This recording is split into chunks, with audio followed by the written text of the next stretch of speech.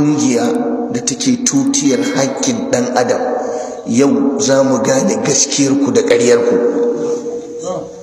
Duniya ku shaida, ina masu da'awar haƙƙin ɗan adam, to ga haƙƙin ɗan adam a nemar wannan yarinyar haƙƙinta.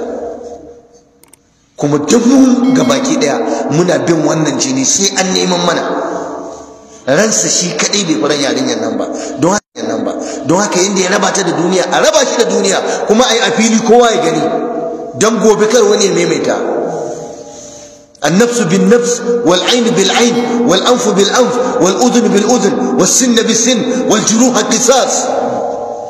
haka Qur'ani yace wanda ya kashe a kashe shi, wanda ya kare hannun wani a kare hannunsa, wanda ya balla hannun wani a balla shi, wanda ya cire hakorin wani a cire hakorinsa, wanda ya cire kunnen wani a cire kunnensa.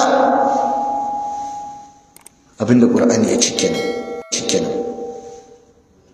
Da haka lallai mu iyakacin mu faɗa, an yi, yan jarida sun yi bayani, sun sauke nauyinsu, jami'an tsaro, yan sanda sun kama, sun yi bayani, kowa ya gani, to saura masu zartar da hukunci.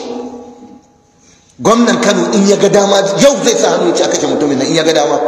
To muna so mu ga hadimul islami mu gani anan.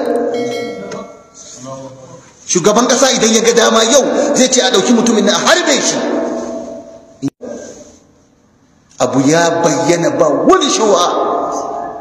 Yarinya karama an kama ta, an kashe ta kuma kisa na wulakanci.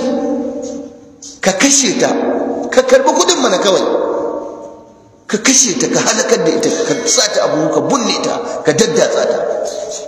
Haba da Allah, billahi azim la ilaha illa huwa, yan Najeriya idan ba ku yaƙi wannan ta'addanci ba ku ba zaman lafiya wallahi.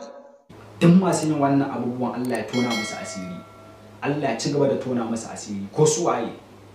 Aikin banza, aikin wofi. Mutum kamar ka ce kai malamin makarantar su yarinyar ne ko principal ne ma ka ce a makarantar, da bakin ka kake magana, kai ka kashe ta, ka sace yarinya, ka san iyayenta, sun san ka, ba imani ba tausayi. Inna lillahi wa inna ilaihi raji'un, inna lillahi wa inna ilaihi raji'un. Na rantse mun halaka. Allah ya sa mu dace. Yanda ibata guba, ibata shinkafa bera, wannan akwai dan kutuma durun. Allah tsini ma albarka.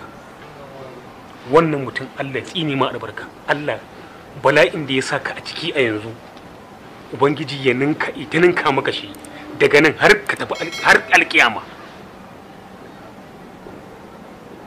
Kana da 'ya'ya, kana da iyali, amma kullum dan son zuciya, to yanzu dan durin uwarka